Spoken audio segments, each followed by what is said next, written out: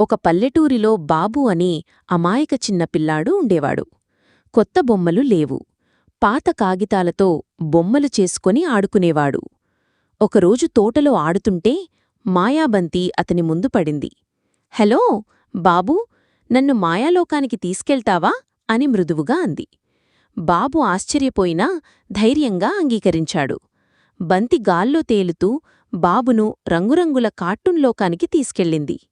మాట్లాడే జంతువులు, చాక్లెట్ నదులు, మిఠాయి వర్షం, ఆ లోకం కలలా. చివర్లో మాయాబంతి చెప్పింది, నువ్వు ఎప్పుడూ మంచి మనసుతో ఉంటే ఈ మాయాప్రపంచం ఎల్లప్పుడూ నీతోనే ఉంటుంది.